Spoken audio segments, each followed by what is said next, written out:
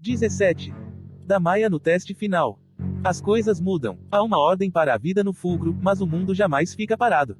Um ano se passa. Depois que Colapso desaparece, Machixe Battle nunca mais conversa com Da Maia outra vez. Quando a vê pelos corredores ou após a inspeção, ele simplesmente se afasta. Se apega olhando para ele, faz cara feia. Porém, isso não acontece muito, porque ela não olha para ele com frequência. Ela não se importa que ele a odeie. Ele era apenas um amigo em potencial mesmo. Agora ela sabe que não deve querer uma coisa dessas nem acreditar que algum dia merecerá um. Amigos não existem. O fulcro não é uma creche. Grãos não são crianças. Orogenes não são pessoas. Armas não precisam de amigos. No entanto, é difícil, porque sem amigos ela se sente entediada. Os instrutores ensinaram-lhe a ler como seus pais não ensinaram, mas ela só consegue fazer isso por certo tempo, até as palavras começarem a saltar e se agitar na página como pedregulhos durante um tremor. De qualquer forma, a biblioteca não tem muitos livros que sejam somente para diversão e não utilitários. Armas também não precisam de diversão. Ela só tem permissão para praticar sua orogenia em orogenia aplicada e, apesar de ela às vezes se deitar no beliche e lembrar das aulas repetidas vezes para uma prática extra, o poder de um orogene está em seu foco, afinal, ela só pode fazer isso por certo tempo também. Então, para ocupar sua hora livre e qualquer outra hora em que não está atarefada, ela perambula pelo fulcro. Ninguém impede os grãos de fazer isso. Ninguém fica de guarda no dormitório dos grãos durante a hora livre ou depois. Os instrutores não os obrigam a cumprir um toque de recolher. A hora livre pode ser uma noite livre, se um grão estiver disposto a passar o dia seguinte lutando contra o sono. Os adultos também não fazem nada para impedir os grãos de saírem do prédio. Qualquer criança pega no Jardim do Anel, que é proibido para os que não têm anéis, ou perto dos portões que levam para fora do fulcro, terá que responder aos senhores. Mas qualquer coisa menos importante do que isso e as sanções serão moderadas, suportáveis, o habitual castigo que condiz com o crime. Só isso. Ninguém é expulso do fulcro, afinal de contas. Armas disfuncionais simplesmente são retiradas do estoque. E armas funcionais deveriam ser espertas o bastante para tomar conta de si mesmas. Por isso, Da Maia se mantém nas áreas menos interessantes do fulcro em seus passeios, mas isso deixa muito para explorar, porque o complexo do fulcro é enorme. Fora o jardim e as quadras de treinamento dos grãos, há conjuntos de alojamentos que abrigam orogenes com anéis, bibliotecas e teatros, um hospital, e lugares onde todos os orogenes adultos fazem seu trabalho quando não estão fora em missões para além do fulcro. Há também quilômetros de caminhos pavimentados com obsidiana e campos que não estão cultivados e nem foram preparados para uma possível quinta estação, em vez disso, são só paisagens. Estão ali apenas para ser belos. Da Maia chega à conclusão de que isso significa que alguém deveria olhá-los. Então, é em meio a tudo isso que Da Maia anda durante as primeiras horas da noite, imaginando onde e como vai morar quando se juntar às categorias dos que têm anéis. Os adultos dessa área em grande parte a ignoram, indo e vindo ao fazer seus trabalhos, conversando uns com os outros ou murmurando para si mesmos, concentrados em suas coisas de adultos. Eles foram grãos um dia. Somente em uma ocasião uma mulher para e pergunta: "Você deveria estar aqui?" Da Maia confirma com a cabeça e passa andando ao lado dela, e a mulher não a segue. Os edifícios administrativos são mais interessantes. Ela vai até as grandes câmaras de treinamento que os orogenes com anéis usam, grandes salões semelhantes a anfiteatros, sem teto, com anéis em mosaico gravados no solo descoberto em círculos concêntricos. Às vezes, há blocos imensos de basalto espalhados por lá, e às vezes o solo está remexido, mas o basalto sumiu. Às vezes ela pega adultos nas câmaras, praticando, eles movem os blocos pelo lugar como brinquedos de criança, enterrando-os bem fundo na terra e erguendo-os de novo só com a vontade, nublando o ar ao redor deles com anéis de gelo. É entusiasmante e intimidador, e ela acompanha o que eles estão fazendo o melhor que pode, embora isso não seja muita coisa. Ela ainda tem muito caminho pela frente antes de poder sequer começar a fazer algumas dessas coisas. É o principal que deixa Da Maia mais fascinada. Esse edifício é o centro do complexo do fulcro, um amplo hexágono coberto por uma cúpula maior do que todos os edifícios juntos. É nesse edifício que o trabalho do fulcro é feito. Aqui, orogenes com anéis ocupam os escritórios, fazem o trabalho burocrático e pagam as contas, porque é claro que eles mesmos devem fazer todas essas coisas. Ninguém dirá que os orogenes são gastadores inúteis dos recursos de Ilmenes. O fulcro é autossuficiente em termos fiscais e em quaisquer outros termos. A hora livre é depois das principais horas de trabalho do edifício, então não está tão movimentado como deve ser durante o dia, mas, sempre que Da Maia vagueia pelo lugar, percebe que muitos dos escritórios ainda estão iluminados por velas e, de vez em quando, por um lampião elétrico. Os guardiões têm uma ala no principal também. Volta e meia Da Maia vê uniformes vinho em meio aos conjuntos de uniformes pretos e, quando vê, vira para outro lado. Não por medo. Eles provavelmente a veem, mas não a incomodam porque ela não está fazendo nada que lhe disseram para não fazer. É como Shafa lhe disse, só é preciso temer os guardiões em circunstâncias específicas e limitadas. Ela os evita, no entanto, porque, ao passo que se torna mais habilidosa, começa a notar uma sensação estranha sempre que um guardião está presente. É uma sensação barulhenta, uma coisa meio irregular e ácida, algo mais ouvido e provado do que sensado. Ela não entende, mas percebe que não é a única orogênea a manter uma distância razoável dos guardiões. No principal, há alas que não são mais usadas porque o fulcro é maior do que precisa ser, pelo menos é o que os instrutores de Damaya lhe dizem quando ela pergunta sobre isso. Ninguém sabia quantos orogenes havia no mundo antes de o fulcro ser construído, ou talvez os construtores pensaram que mais orogenes sobreviveriam à infância para ser trazidos para cá do que acabou se verificando com o tempo. Independente disso, a primeira vez que Damaya abre uma porta com uma aparência importante que ninguém parece estar usando e encontra corredores escuros e vazios atrás dela, a garota fica instantaneamente intrigada.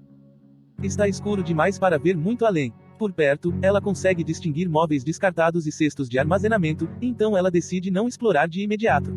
A chance de ela se machucar é grande demais. Em vez disso, volta aos dormitórios dos grãos e, durante os dias seguintes, prepara-se.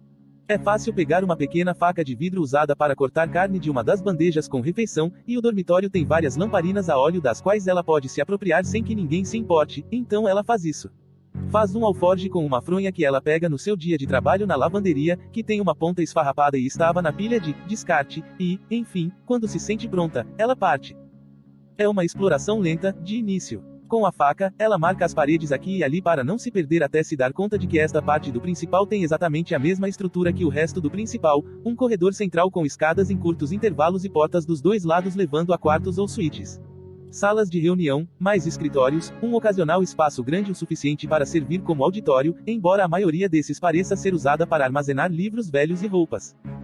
Mas os livros, muitos deles são o tipo de histórias frivolas das quais a biblioteca tem tão poucos, livros de romance e aventura e porções de sabedoria popular e relevante.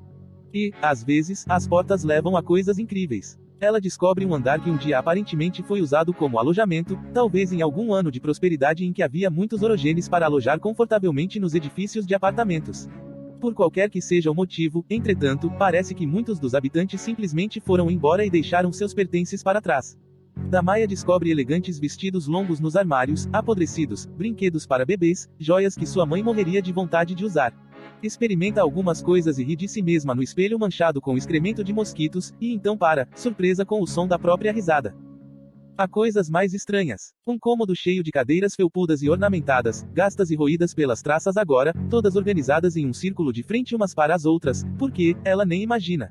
Um cômodo que ela não entende até mais tarde, depois que suas explorações a levaram aos edifícios do fulcro dedicados à pesquisa. Aí ela sabe que o que encontrou é um tipo de laboratório, com estranhos recipientes e aparelhos que ela por fim descobre serem usados para análise de energia e manipulação de elementos químicos. Talvez os geomestas não ousem estudar orogenia e reste aos orogenes fazer isso por conta própria também. Ela nem consegue imaginar. E há mais, infinitamente mais. Isso se torna a coisa que ela mais espera em qualquer dia, depois de orogenia aplicada. Ela arranja problemas de vez em quando nas aulas, pois, às vezes, devaneia a respeito de coisas que encontrou e perde perguntas durante os testes. Toma o cuidado de não se desleixar demais a ponto de os professores a questionarem, embora suspeite que eles saibam sobre suas explorações noturnas. Ela até já viu alguns deles enquanto perambula, descansando e parecendo estranhamente humanos em seu tempo livre. Porém, não a incomodam quanto a isso, o que a deixa extremamente feliz. É bom sentir como se tivesse um segredo para compartilhar com eles, embora na verdade ela não tenha. Há uma ordem para a vida no fulcro, mas essa é a ordem dela, ela a estabelece, e ninguém mais atrapalha essa ordem. É bom ter algo que ela guarda para si mesma. E então, um dia, tudo muda. A garota estranha entra na fila dos grãos de forma tão discreta que Damaya quase não percebe. Eles estão passando pelo Jardim do Anel outra vez, no caminho de volta para o dormitório depois de orogenia aplicada, e Damaya está cansada, mas satisfeita consigo mesma. O instrutor Markazit a elogiou por formar uma espiral de apenas 60 centímetros em torno de si mesma enquanto estendia, simultaneamente, sua zona de controle a uma profundidade aproximada de 30 metros. Você está quase pronta para o primeiro teste de anel, ele lhe disse ao final da aula. Se isso for verdade, ela poderia acabar fazendo o teste um ano mais cedo do que a maioria dos grãos e antes do que qualquer um de sua faixa etária. Como Damaya está tão envolvida pela sensação de plenitude desse pensamento e porque é o fim de tarde de um longo dia, e todos estão cansados e há poucas pessoas no jardim e os instrutores estão conversando uns com os outros, quase ninguém vê a garota estranha entrar na fila bem na frente de Damaya. Até mesmo Damaya quase deixa de notar, porque a garota astutamente esperou até eles fazerem uma curva em volta de uma cerca viva. Entre um passo e outro ela está ali, acompanhando o ritmo deles, olhando para a frente como a maioria dos outros faz. Mas Damaya sabe que ela não estava lá antes. Por um instante, Damaya fica perplexa. Ela não conhece bem todos os outros grãos, mas os conhece de vista, e essa garota não é um deles. Quem é ela então? Ela se pergunta se deveria dizer alguma coisa. De modo abrupto, a garota olha para trás e vê Damaya olhando. Ela sorri e dá uma piscadela, Damaya pisca os olhos. Quando a garota se afasta, ela continua seguindo-a, agora agitada demais para delatar. Elas continuam andando pelo jardim, entram no quartel, e então os instrutores partem para aproveitar o início da noite, deixando os grãos com a hora livre antes de dormir. As outras crianças se dispersam, algumas indo pegar comida no aparador, as mais novas arrastando-se para a cama. Alguns dos grãos mais animados começam de imediato um tipo de jogo bobo, caçando umas às outras ao redor dos beliches. Como de costume, eles ignoram Damaya e o que ela está fazendo. Então, Damaya se vira para o grão que não é um grão. Quem é você? É isso mesmo que você quer perguntar? A garota parece sinceramente perplexa. Ela tem a idade de Damaya, alta, magricela e mais pálida do que a maioria dos jovens Sanzed, e seu cabelo é encaracolado e escuro em vez de firme e cinzento. Ela está usando um uniforme de grão e, na verdade, prendeu o cabelo para trás da mesma maneira que os outros grãos com cabelo solto fazem. Apenas o fato de que ela é uma completa estranha quebra a ilusão. Quero dizer, você realmente se importa com quem eu sou? A garota continua, ainda parecendo quase ofendida pela primeira pergunta de Damaya. Se eu fosse você, ia querer saber o que estou fazendo aqui. Damaya a encara, estupefata. Nesse meio tempo, a garota olha ao redor, franzindo um pouco a testa. Pensei que muitas outras pessoas me notariam. Não há tantos de vocês. Sei lá, 30 neste dormitório. É menos do que na minha escola, e eu notaria se alguém novo de repente aparecesse. Quem é você? Indaga Damaya, meio que rosnando as palavras. Instintivamente, no entanto, ela mantém a voz baixa e, para maior garantia, agarra o braço da menina, arrastando-a para um canto fora do caminho onde é menos provável que as pessoas notem. Mas todos tiveram anos de prática em não prestar atenção a Damaya, então eles não prestam. Diga-me ou eu vou chamar os instrutores. Ah, assim está melhor. A garota sorri, bem mais parecido com o que eu estava esperando. Mas ainda é estranho que você seja a única. E então a expressão dela muda para uma de apreensão quando Damaya inspira e abre a boca, claramente preparando-se para gritar. Rapidamente, ela responde de forma brusca: meu nome é Binoff. Binoff, e você é? É uma apresentação tão corriqueira a se fazer, o padrão de cortesia que Damaya usou durante a maior parte da vida antes de vir para o fulcro, que ela responde automaticamente. Damaya Costa F. Ela não pensa em seu nome de uso ou no fato de que ele não se aplica mais a ela há tanto tempo que fica chocada ao ouvir a si mesma quase dizendo o Damaya, o que você está fazendo aqui? De onde veio? Por que você? Ela faz gestos vagos para a garota, abrangendo o uniforme, o cabelo, a existência de Binoff. SHHH. Agora você quer fazer 1 milhão de perguntas. Binoff balança a cabeça. Escute, eu não vou ficar e não vou criar problemas para você. Só preciso saber, você viu algo estranho por aqui em algum lugar? Damaya olha para ela de novo, e Binoff faz uma careta. Um lugar, com um formato, meio que, uma coisa, grande que, ela faz uma série de gestos complicados, aparentemente tentando imitar o que ela quer dizer. É completamente sem sentido.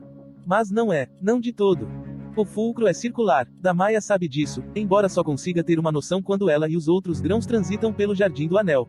A estrela negra paira a oeste do território do fulcro e, ao norte, Damaya viu um conjunto de edifícios altos o bastante para se enxergar por cima dos muros de obsidiana. Ela com frequência se pergunta o que os habitantes desses edifícios pensam, olhando para Damaya e os da sua espécie de lá de suas elevadas janelas e telhados. Mas o que é mais significativo é que o principal é circular também. Quase. Damaya vagou por seus corredores escuros muitas vezes a essas alturas, com apenas um lampião em seus dedos e sem sapinai para guiá-la aqui. Quando vê Binoff fazer um formato hexagonal com as mãos, ela sabe de imediato o que a garota estranha quer dizer. Veja, as paredes e os corredores do principal não são largos o suficiente para explicar todo o espaço que o edifício ocupa. O telhado do edifício cobre uma área em seu centro, para a qual seus espaços de trabalho e de locomoção não se estendem. Deve haver uma enorme câmara vazia ali dentro. Um pátio, talvez, ou um teatro, embora existam outros teatros no fulcro. Damaya encontrou as paredes ao redor desse lugar e as seguiu, e elas não são circulares, há planos e ângulos. 6 de cada. Mas, se há uma porta que abre para essa sala hexagonal central, ela não está em lugar algum das alas não utilizadas. Uma sala sem portas, murmura Damaya sem pensar. Foi dessa forma que ela começou a chamar na sua mente a câmara que não podia ver, no dia em que percebeu que ela deve existir. E Binoff puxa o ar e se inclina para a frente. Sim, é assim que se chama. Ela fica naquele grande edifício no centro do complexo do fulcro. É onde eu pensei que poderia estar. Sim. Damaia pisca e franze o senho. Quem? É, você. A garota está certa, na verdade não é isso que ela quer dizer. No entanto, cobre todas as perguntas importantes de uma vez. Binoff faz uma careta. Ela olha ao redor, pensa por um momento, assume uma expressão determinada, e por fim diz. Binoff liderança e o Menes. Quase não significa nada para Damaia. No fulcro, ninguém tem nome de uso nem nome de comum. Qualquer um que fosse liderança antes de ser levado pelos guardiões não é mais. Os grãos que nasceram aqui ou foram trazidos jovens o bastante têm um nome de roga, e todos os demais devem adotar um quando ganham o primeiro anel. É a única coisa que recebem. Mas então a intuição gira uma chave aqui e faz várias pistas se encaixarem ali, e de repente Damaia percebe que Binoff não está apenas expressando uma lealdade despropositada a uma convenção social que não se aplica mais. Ela se aplica a Binoff porque Binoff não é Orogene. E Binoff não é uma quieta qualquer, ela é uma liderança e vem de Ilmenes, o que faz dela filha de uma das famílias mais poderosas de Quietude. E ela se esgueira para dentro do fulcro, fingindo ser uma Orogene. É tão impossível, tão insano, que o queixo de Damaia cai. Binoff vê que ela entende e se aproxima, baixando a voz. Eu te disse, não vou te causar problemas. Vou embora agora e vou encontrar aquela sala, e a única coisa que peço é que não conte a ninguém ainda. Mas você queria saber por que estou aqui. É por isso que estou aqui. Essa sala é o que estou procurando. Damaia fecha a boca. Por quê? Não posso te dizer. Quando Damaia a encara, Binoff ergue as mãos. Isso é para a sua segurança, e para a minha. Há coisas que só os liderança devem saber, e eu nem deveria sabê-las ainda. Se alguém descobrir que eu te contei, então. Ela hesita. Eu não sei o que fariam com qualquer uma de nós, mas não quero descobrir. Colapso. Damaia aquece, distraída. Eles vão pegar você. Provavelmente. Mas quando me pegarem, eu simplesmente vou dizer a eles quem sou. A garota dá de ombros, com a tranquilidade de alguém que nunca conheceu medo de verdade na vida. Não vão saber por que estou aqui. Alguém vai chamar os meus pais e eu estarei encrencada, mas arranjo problemas o tempo todo. E se eu conseguir descobrir as respostas de algumas perguntas primeiro, vai valer a pena. Agora, onde fica aquela sala sem portas? Damaia chacoalha a cabeça, vendo de pronto a armadilha. Eu poderia arranjar problemas por te ajudar. Ela não é uma liderança, nem uma pessoa, ninguém vai salvá-la. Você deveria ir embora do mesmo modo como chegou aqui. Agora, não vou contar a ninguém, se você for. Não, Binoff parece convencida. Eu tive um trabalhão para chegar aqui. E, de qualquer forma, você já está encrencada porque não gritou por um instrutor no momento em que percebeu que eu não era um grão. Agora você é minha cúmplice. Certo. Damaia se sobressalta, ficando com um aperto no estômago ao se dar conta de que a garota está certa. Ela também está furiosa, porque Binoff está tentando manipulá-la, e ela odeia isso. É melhor eu gritar agora do que deixar você cometer um erro e ser pega depois. E ela se levanta e se dirige à porta do dormitório. Binoff arqueja e corre atrás dela, agarrando seu braço e falando em um sussurro áspero. Não, por favor, olhe, eu tenho dinheiro. 3 lascas de diamante vermelho e uma alexandrita inteira. Você quer dinheiro? Damaia está ficando cada vez mais irritada. O que ferrugens eu ia querer com dinheiro? Privilégios, então, da próxima vez que você sair do fulcro. Nós não saímos. Damaia faz cara feia e puxa o braço, libertando-se da mão de Binoff. Como foi que essa quieta idiota entrou aqui? Há guardas, membros da milícia da cidade, em todas as portas que levam para fora do fulcro. Mas esses guardas estão lá para manter os orogenes dentro, não os quietos fora. E talvez essa garota liderança, com seu dinheiro e seus privilégios e sua coragem, teria encontrado uma maneira de entrar mesmo se os guardas tivessem tentado detê-la. Estamos aqui porque é o único lugar onde podemos ficar a salvo de pessoas como você. Saia.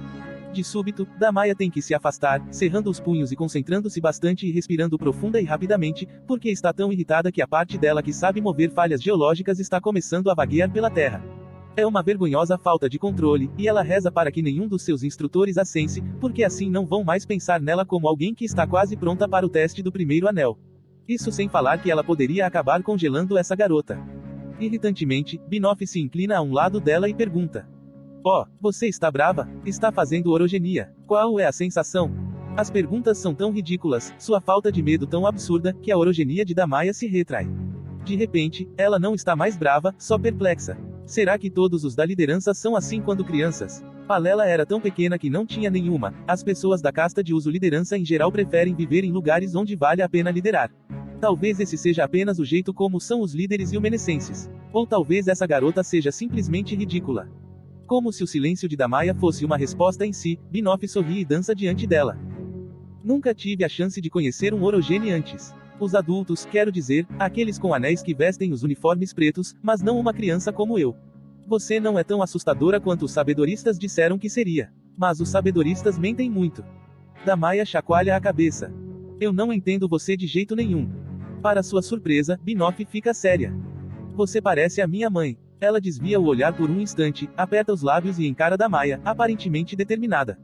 Você vai me ajudar a encontrar essa sala ou não? Se não for ajudar, pelo menos não diga nada. Apesar de tudo, Damaya está intrigada. Pela garota, pela possibilidade de encontrar um modo de entrar na sala sem portas, pela novidade da própria curiosidade. É entusiasmante. Ela se vira e olha ao redor com desconforto, mas uma parte dela já decidiu, não decidiu. Tudo bem, mas eu nunca achei um jeito de entrar, e venho explorando o principal há meses. Principal, é assim que se chama o edifício grande. E sim, eu não estou surpresa, é provável que não exista um modo fácil de entrar. Ou talvez tenha existido algum dia, mas agora esteja fechado. Sem notar que Damaya está olhando de novo, Binoff coça o queixo. Mas eu tenho uma ideia de onde procurar. Vi algumas plantas antigas. Bem, em todo caso, estaria no lado sul do edifício. No térreo. Inconvenientemente, isso não fica na ala não utilizada. No entanto, ela diz. Eu sei o caminho, e é animador ver Binoff se alegrar ao ouvir essas palavras. Ela conduz Binoff pelo caminho que costuma fazer, andando da forma como costuma andar. Estranho é que, talvez porque está nervosa desta vez, ela percebe que mais pessoas a notam. Há mais surpresas do que o habitual e, quando ela avista o instrutor Galena por acaso ao passar por uma fonte, Galena, que uma vez a pegou bêbada e salvou sua vida não informando o ocorrido, ele de fato sorri antes de voltar sua atenção ao companheiro falante. É nesse momento que Damaya por fim se dá conta de por que as pessoas estão olhando, porque sabem sobre o estranho grão silencioso que fica perambulando por lá o tempo todo. Provavelmente ouviram falar de Damaya através de boatos ou coisa assim e gostam que ela tenha enfim trazido mais alguém consigo. Acham que ela fez uma amizade. Damaya daria risada, se a verdade não fosse tão sem graça. Estranho, diz Binoff enquanto passam por um dos caminhos de obsidiana em meio a um dos jardins secundários. O quê? Bem, eu fico pensando que alguém vai me notar. Mas, em vez disso, quase ninguém presta atenção. Apesar de sermos as únicas crianças aqui. Damaya dá de ombros e continua andando. Era de se esperar que alguém nos parasse e fizesse perguntas, ou algo do tipo. Nós poderíamos estar fazendo algo perigoso. Damaya balança a cabeça. Se uma de nós se machucar e alguém nos encontrar antes de sangrarmos até a morte, vão nos levar ao hospital.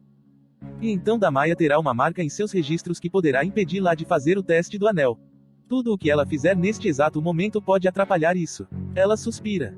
Isso é bom, continua Binoff, mas talvez fosse melhor parar as crianças antes que elas fizessem coisas que pudessem machucá-las.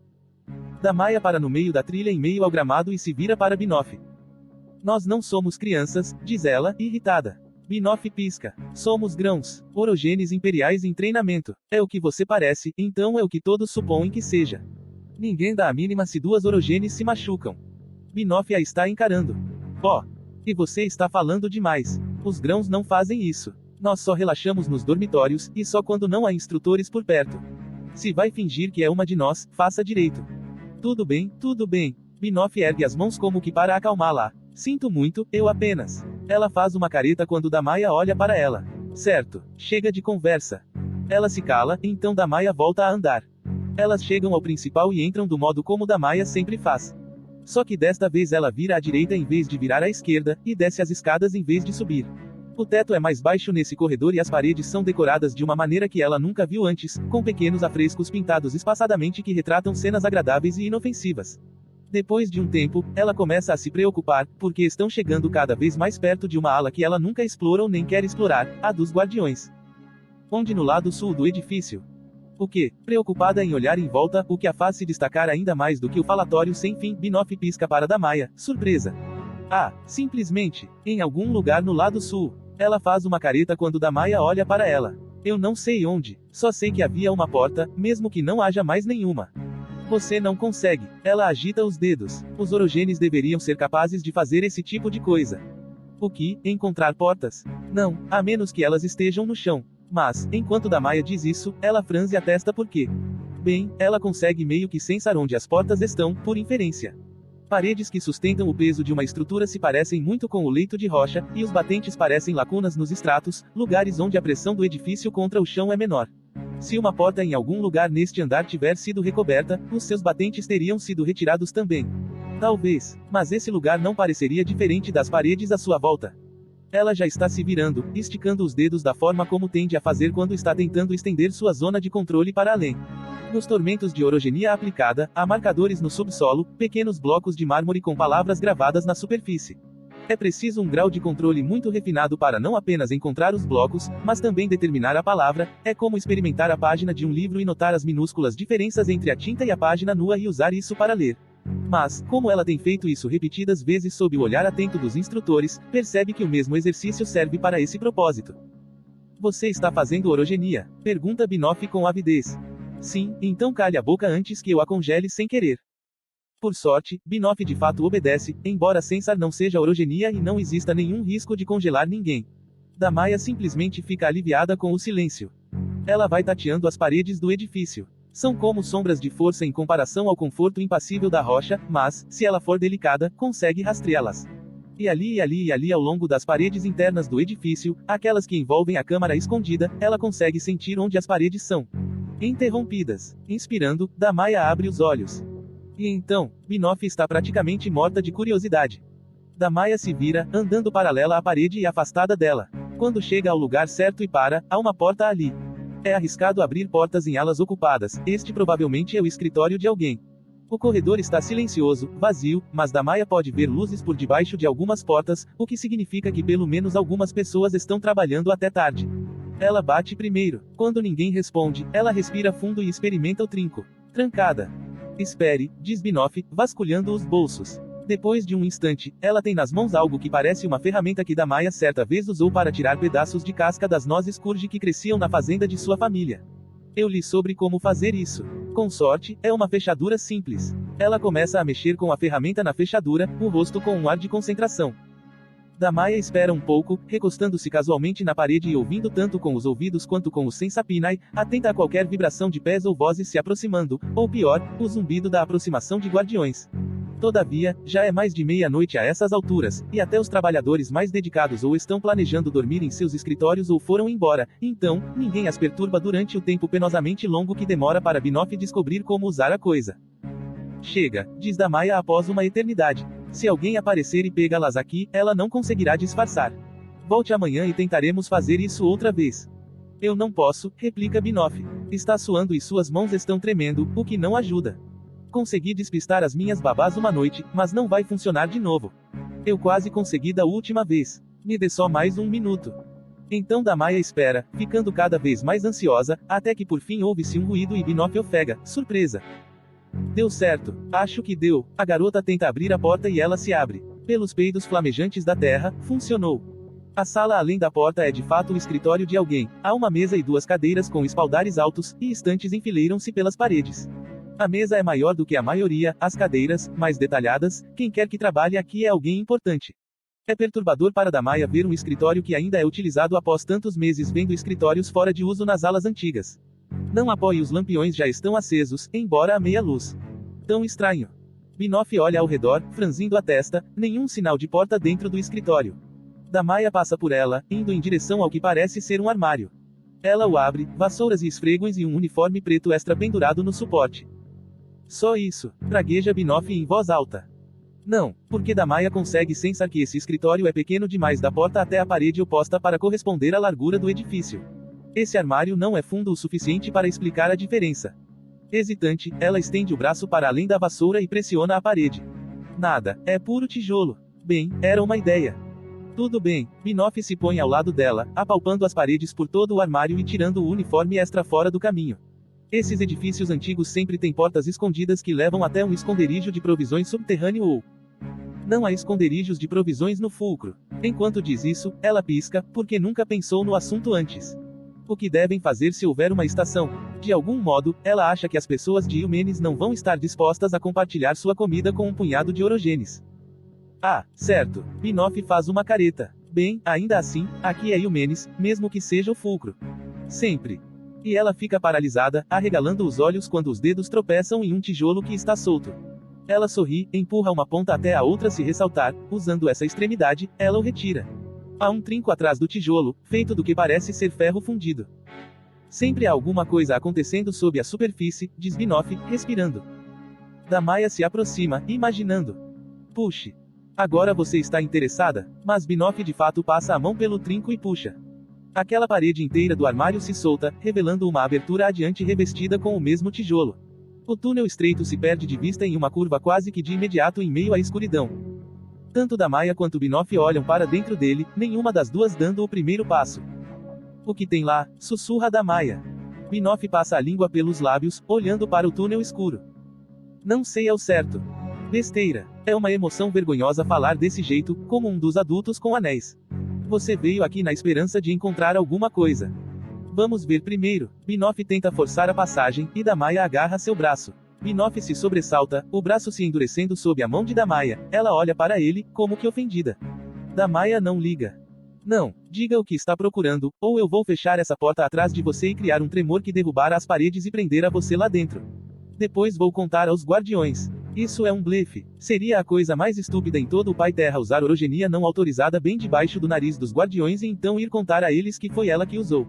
Mas Binoff não sabe disso. Eu falei para você, só lideranças podem saber disso. Binoff tenta se livrar do aperto dela. Você é uma liderança, mude as regras. Não é isso que vocês também devem fazer. Binoff pisca e olha para ela. A garota fica em silêncio durante um bom tempo. Então ela suspira, esfrega os olhos e a tensão desaparece de seu braço magro. Certo, tudo bem, ela respira fundo. Existe uma coisa, um artefato, no centro do fulcro. Que tipo de artefato? Não sei ao certo. Não sei mesmo. Binoff ergue as mãos rapidamente, livrando-se de Damaya no processo. A única coisa que eu sei é que está faltando algo na história. Há uma falha, uma lacuna. O quê? Na história. Binoff encara Damaya como se isso devesse significar algo.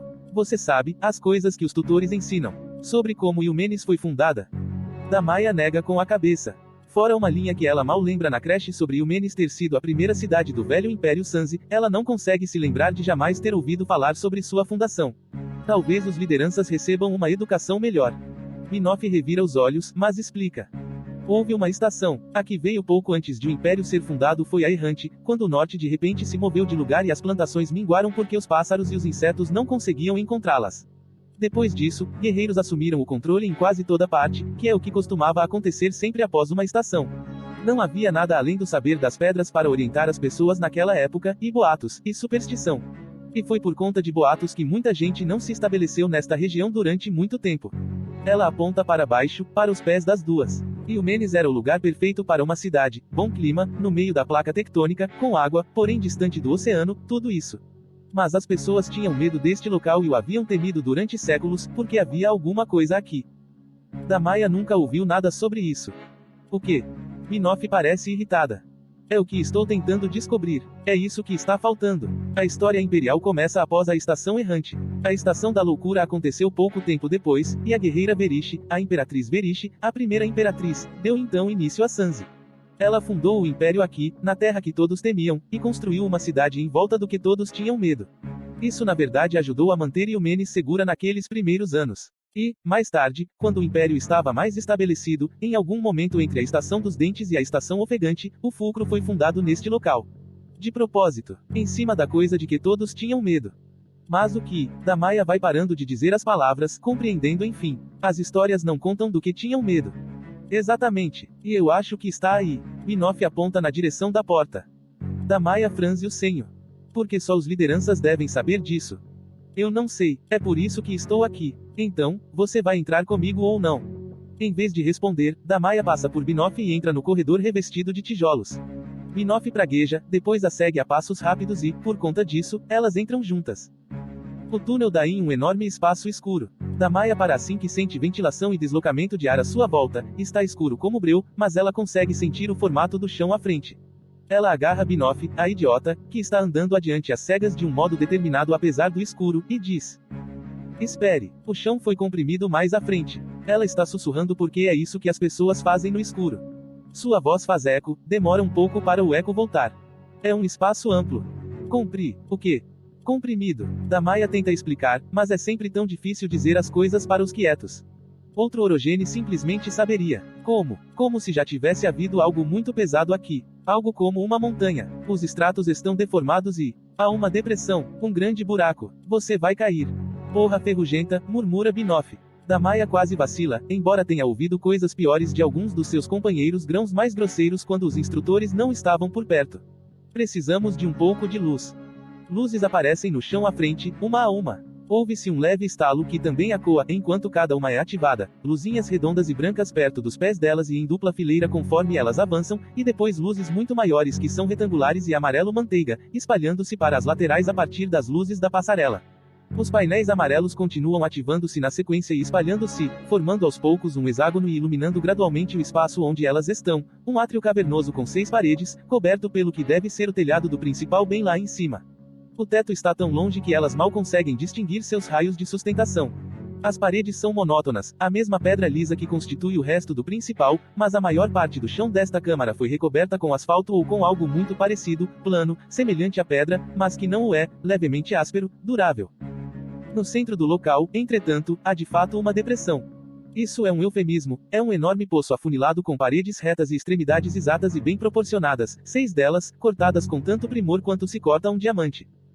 Pelas crueldades da terra, Damaia sussurra enquanto avança aos poucos pela passarela até onde as luzes amarelas iluminam o formato do poço. Diz Binoff, parecendo igualmente impressionada. Ele tem vários metros de profundidade, esse poço, e é íngreme. Se ela caísse, rolaria pelo declive e provavelmente quebraria todos os ossos do corpo lá no fundo. Mas o seu formato a incomoda, porque é facetado, afunilando-se até um ponto bem lá embaixo. Ninguém cava um poço nesse formato. Seria quase impossível sair dele, mesmo com uma escada que pudesse chegar tão fundo. Mas ninguém cavou esse poço. Ela consegue sensar, alguma coisa monstruosamente pesada perfurou esse poço na terra, e ficou sobre a depressão tempo suficiente para fazer toda a rocha e todo o solo embaixo se solidificar nessas placas planas e bem proporcionadas. Então, o que quer que fosse levantou-se, limpo como um pãozinho retirado de uma assadeira, não deixando nada além de seu formato para trás. Mas, espere, as paredes do poço não são totalmente lisas. Damaia agacha para olhar mais de perto enquanto ao seu lado Binoff apenas observa. Ali, ao longo de cada suave saliência, ela consegue ver objetos finos e pontudos que mal se pode ver. Agulhas. Elas se erguem de finas rachaduras nas paredes lisas, pontudas e aleatórias, como raízes de plantas. As agulhas são feitas de ferro, Damaia consegue sentir o cheiro de ferrugem no ar. Risque o palpite anterior dela, se caísse nesse poço, ela seria retalhada muito antes de chegar ao fundo. Eu não estava esperando isso, Binoff enfim respira. Ela está falando baixinho, talvez por reverência ou medo. Muitas coisas, mas, não isso. O que é? Pergunta Damaia. Para que serve? Binoff balança a cabeça devagar. Deveria estar escondido, diz uma voz atrás delas, e as duas se sobressaltam e se viram, alarmadas. Damaia está mais perto da beira do poço e, quando tropeça, há um momento terrível e vertiginoso durante o qual ela tem certeza absoluta de que vai cair nele. Na verdade, ela relaxa e não tenta se inclinar para a frente nem se reequilibrar nem fazer nenhuma das coisas que faria se tivesse uma chance de não cair. Ela se sente pesada, e o poço se abre inevitavelmente atrás dela. Então, Binoff agarra seu braço e a puxa para a frente e, abruptamente, ela percebe que ainda estava a quase 1 metro de distância da beirada. Ela só teria caído lá dentro se tivesse se deixado cair. Isso é uma coisa tão estranha que ela quase esquece porque quase caiu, e aí a guardiã desce pela passarela. A mulher é alta, tem ombros largos e pele bronzeada, com uma beleza de traços um tanto angulosos, seu cabelo de cinzas sopradas raspado, formando uma cobertura eriçada. Ela passa a sensação de ser mais velha do que chafa, embora seja difícil dizer, sua pele não tem rugas, seus olhos cor de mel não são marcados por pés de galinha. Sua presença simplesmente parece mais pesada, e seu sorriso tem a mesma combinação perturbadora entre pacíficos e ameaçadores como o de todos os guardiões que Damaia já viu. Damaia pensa, só preciso ter medo se ela pensar que sou perigosa. Mas eis a questão, uma orogene que vai aonde ela sabe que não deveria ir é perigosa. Damaia passa a língua pelos lábios e tenta não parecer que está com medo. Binoff não se perturba, lançando um olhar entre Damaia e a mulher e o poço e a porta. Damaia quer lhe dizer para não fazer o que quer que esteja pensando em fazer. Provavelmente, tentar fugir, não com uma guardiã aqui. Mas Binoff não é uma orogene, talvez isso a proteja, mesmo que faça algo estúpido. Damaia, diz a mulher, embora Damaia nunca a tenha visto antes. Chafa ficará desapontado. Ela está comigo, diz Binoff de forma brusca, antes que Damaia possa responder. Damaia olha para ela, surpresa, mas Binoff já está falando e, agora que começou, parece que nada poderá fazê-la parar. Eu a trouxe aqui, mandei que ela viesse para cá. Ela nem sabia sobre a porta e esse lugar, até eu contar para ela. Isso não é verdade, Damaya quer dizer, porque havia calculado que o lugar existia, só não sabia como encontrá-lo. Mas a guardiã está olhando para Binoff com curiosidade, e isso é um bom sinal porque ninguém teve as mãos quebradas ainda. E você é? A guardiã sorri. Não é Orogene, suponho, apesar do uniforme. Binoff se sobressalta um pouco, como se houvesse esquecido que estava fazendo o papel de garotinha perdida. Ah, AHN. Ela se endireita e ergue o queixo. Meu nome é Binoff Liderança Yumenes. Perdoe-me pela invasão, guardiã, eu tinha uma dúvida que pedia uma resposta. Binoff está falando de um jeito diferente, Damaya percebe de repente, suas palavras uniformemente espaçadas e sua voz firme, seus modos não exatamente soberbos, mas sérios. Como se o destino do mundo dependesse do fato de ela encontrar a resposta para a sua dúvida. Como se ela não fosse apenas uma garota mimada de uma família poderosa que decidiu, por capricho, fazer algo incrivelmente estúpido. A guardiã para, inclinando a cabeça e piscando enquanto seu sorriso desaparece por um momento. Liderança Yumenes. Então de repente ela sorri. Que adorável, tão jovem e já tem um nome de comum. Você é bem-vinda entre nós, Binoff Liderança. Se tivesse nos dito que viria, poderíamos ter mostrado o que queria ver. Binoff vacila ligeiramente ao ouvir a reprimenda. Acho que eu tinha o desejo de ver por mim mesma. Talvez não tenha sido prudente, mas meus pais provavelmente estão cientes de que eu vim para cá, então por favor, sinta-se à vontade para conversar com eles sobre isso. É uma coisa inteligente a se fazer, Damaya está surpresa em perceber, porque até agora ela não havia pensado em Binoff como inteligente. Mencionando que outras pessoas sabem aonde ela foi. Vou fazer isso, responde a guardiã, e então sorri para Damaya, o que a faz sentir um aperto no estômago. E vou falar com o seu guardião, e vamos todos conversar juntos. Não seria maravilhoso? Sim, por favor. Ela dá um passo ao lado e se curva um pouco, indicando com um gesto para elas irem à frente e, por mais educado que pareça, ambas sabem que não é um pedido. A guardiã as conduz para fora da câmara. Quando todas as três pisam no corredor de tijolos outra vez, as luzes atrás delas se apagam. Quando a porta foi fechada e o escritório foi trancado e elas entraram na ala dos guardiões, a mulher toca o ombro de Damaya para fazê-la parar enquanto Binoff continua andando mais 1 ou 2 passos. Então, quando Binoff para, olhando confusa para elas, a guardiã diz a Damaya: por favor, espere aqui. Depois avança para juntar-se a Binoff outra vez. Binoff olha para ela, talvez tentando transmitir algo com os olhos. Damaya desvia o olhar, e a mensagem se perde conforme a guardiã conduz a garota pelo corredor afora e para dentro de uma sala com porta fechada. Binoff já fez estrago suficiente. Damaya espera, claro. Ela não é idiota. Ela está em frente à porta que dá para uma área movimentada. Apesar da hora, outros guardiões surgem de vez em quando e olham para ela. Ela não devolve o olhar, e algo nessa atitude parece deixá-los satisfeitos, então eles continuam sem incomodá-la. Após alguns instantes, a guardiã que as pegou na câmara do poço retorna e a conduz pela porta com uma delicada mão no seu ombro. Agora, por que não conversamos um pouquinho? Mandei chamar em Chafa, felizmente ele está na cidade neste exato momento, e não em um percurso como de costume. Mas até ele chegar aqui, há uma ampla área atapetada e lindamente dividida para além da porta, com muitas mesinhas. Algumas estão ocupadas e outras não, e as pessoas que se movem entre elas vestem um misto de uniforme preto e vinho. Poucos não estão usando uniforme algum, e sim roupas civis. Damaya observa tudo, fascinada, até a guardiã colocar uma das mãos em sua cabeça e leve, mas inexoravelmente, desviar seu olhar. Damaya é levada a um pequeno escritório particular ao final dessa câmara. No entanto, a mesa aqui está completamente vazia, e a sala tem um ar de desuso. Há uma cadeira em cada um dos lados da mesa, então Damaya pega a que se destina aos visitantes. Sinto muito, diz ela quando a guardiã se senta atrás da mesa. E eu não pensei. A guardiã chacoalha a cabeça como se isso não importasse. Você tocou algum deles? O quê? No soquete. A guardiã ainda está sorrindo, mas eles sempre sorriem. Isso não significa nada proveitoso. Você viu as extrusões na parede dos soquetes. Não ficou curiosa? Havia um bem ao alcance do seu braço, para baixo de onde você estava. Soquete. Ah, os pedaços de ferro saindo das paredes. Não, eu não toquei nenhum deles. Soquete para quê? A guardiã se senta mais na beirada da cadeira e seu sorriso desaparece de maneira abrupta. Toda forma de expressão simplesmente deixa de transparecer em seu rosto. Ele a chamou, você respondeu.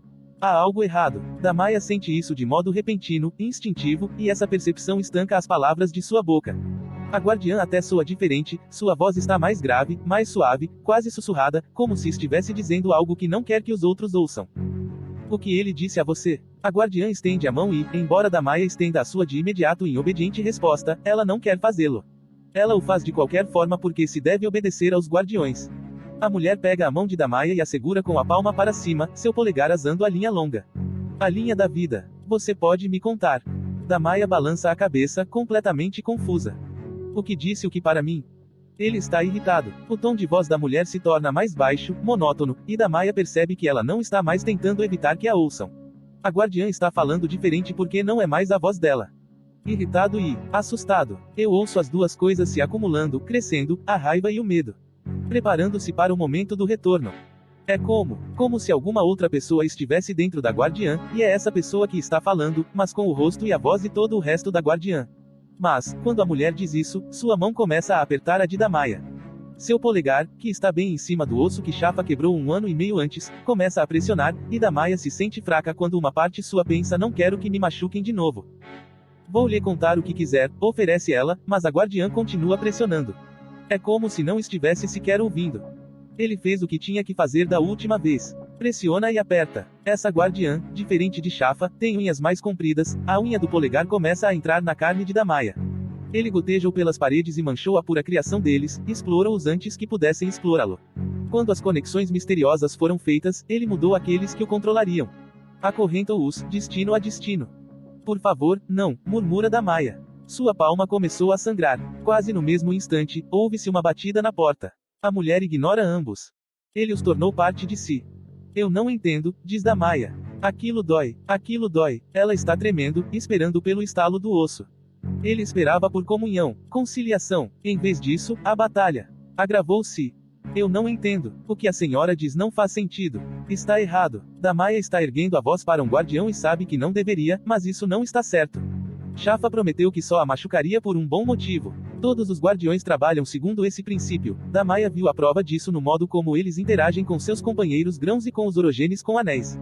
Há uma ordem para a vida no fulcro, e essa mulher está transgredindo-a.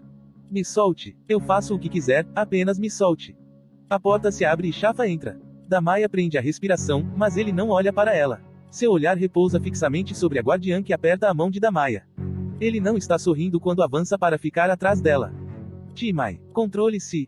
Timai não está, pensa Damaia. Ele só fala sobre alertas agora, continua ela em um tom monótono. Não haverá conciliação da próxima vez. Shafa dá um pequeno suspiro, depois enfia o dedo na parte de trás da cabeça de Timai. Não fica claro de início, da perspectiva de Damaia, que foi isso que ele fez. Ela apenas o vê fazer um movimento súbito, brusco e violento, e depois a cabeça de Timai se inclina para a frente. Ela faz um barulho tão áspero e gutural que é quase vulgar e arregala os olhos. O rosto de Shafa fica inexpressivo enquanto ele faz alguma coisa, flexionando o braço, e é nesse ponto que os primeiros fios de sangue escorrem ao redor do pescoço de Timai, começando a cair pela sua túnica e a gotejar no seu colo. Sua mão, em torno da de Damaia, abre-se de imediato, e seu rosto se afrouxa. Também é nesse ponto que Damaia começa a gritar. Ela continua gritando enquanto Shafa gira a mão outra vez, as narinas dilatadas pelo esforço do que quer que esteja fazendo, e o som de ossos sendo esmagados e de tendões sendo arrebentados é inegável. Depois, Shafa levanta a mão, segurando algo pequeno e indistinto. Coberto com sangue demais, entre o polegar e o indicador. Timai cai para a frente então, e agora Damaia vê o estrago no que antes foi a base do crânio dela.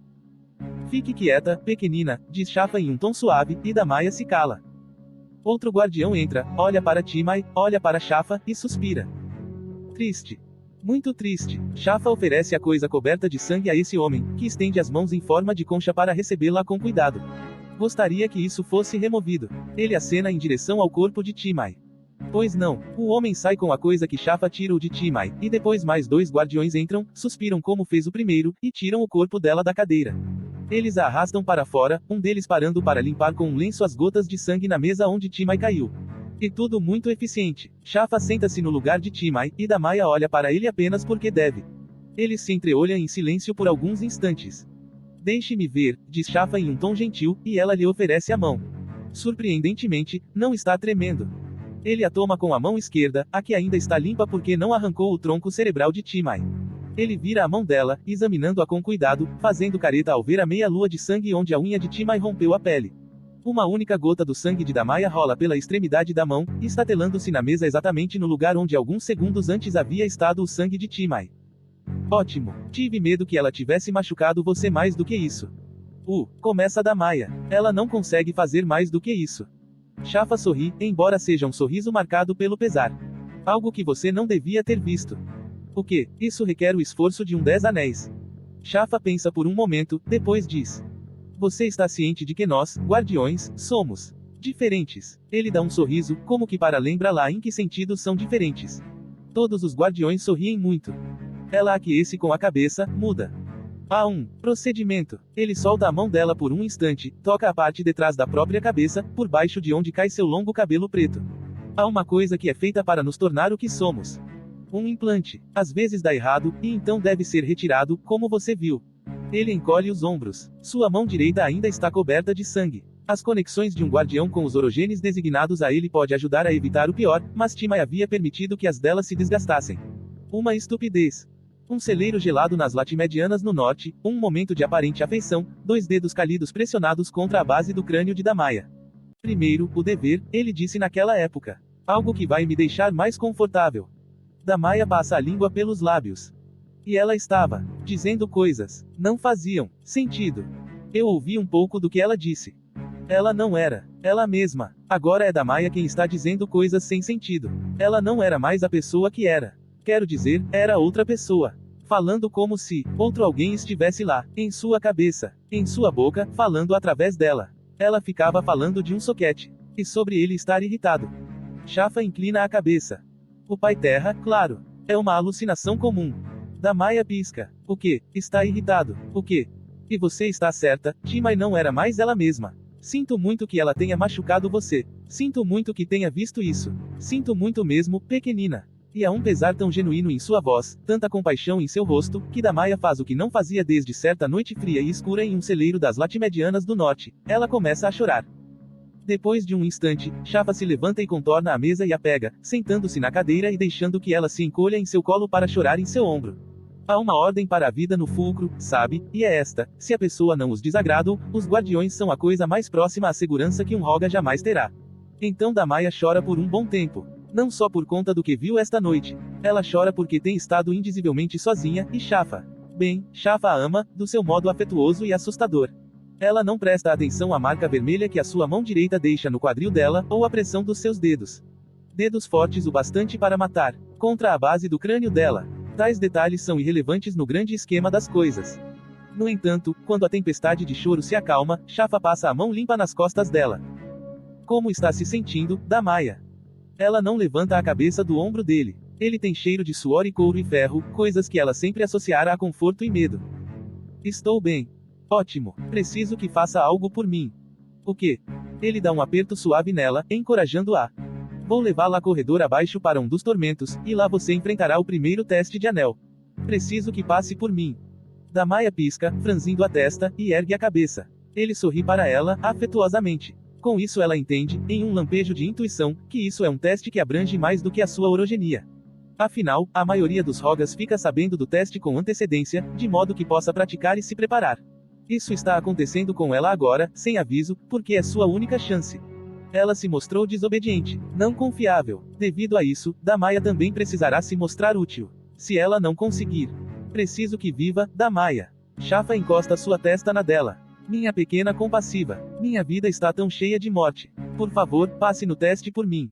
Há tantas coisas que ela quer saber. O que Timai quis dizer, o que acontecerá com Binoff, o que é o soquete e por que estava escondido, o que aconteceu com Colapso ano passado.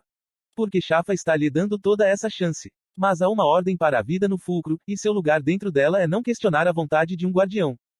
Mas, ela vira a cabeça e olha para aquela única gota de seu sangue na mesa. Isso não está certo. Damaia. Não está certo, o que estão fazendo com ela. O que esse lugar faz com todos dentro de suas paredes. O que ele a está obrigando a fazer para sobreviver. Vai fazer isso, por mim. Ela ainda o ama. Isso também não está certo. Se eu passar, Damaia fecha os olhos. Ela não pode olhar para ele e dizer isso. Não sem deixá-lo ver o isso não está certo em seus olhos. Eu escolhi um nome de Roga. Ele não a repreende por conta do palavreado. Você escolheu mesmo? Ele parece satisfeito. Qual? Ela passa a língua pelos lábios. Cienite. Shafa recosta na cadeira, parecendo pensativo. Eu gosto. Você gosta? Claro que gosto. Você o escolheu, não escolheu. Ele está rindo, mas de uma maneira boa. Com ela, não dela. Ela se forma na extremidade de uma placa tectônica. Com o calor e a pressão, ela não se decompõe, em vez disso, fica mais forte. Ele entende. Ela morde o lábio e sente a ameaça de novas lágrimas. Não é certo que ela o ame, mas muitas coisas no mundo não são certas. Então, ela repele as lágrimas e toma uma decisão. Chorar é fraqueza. Chorar era uma coisa que Damaya fazia. Cienite será mais forte. Vou fazer isso, responde Cienite em voz baixa. Vou passar no teste para você, Shafa. Eu prometo. Boa menina, diz Shafa, e sorri, abraçando-a. OCULTADO, aqueles que trazem a terra muito para dentro de si mesmos. Eles não são donos de si mesmos, não permita que tenham domínio sobre os outros. Tábua 2, a verdade incompleta, versículo 9. 18. Você descobre maravilhas lá embaixo.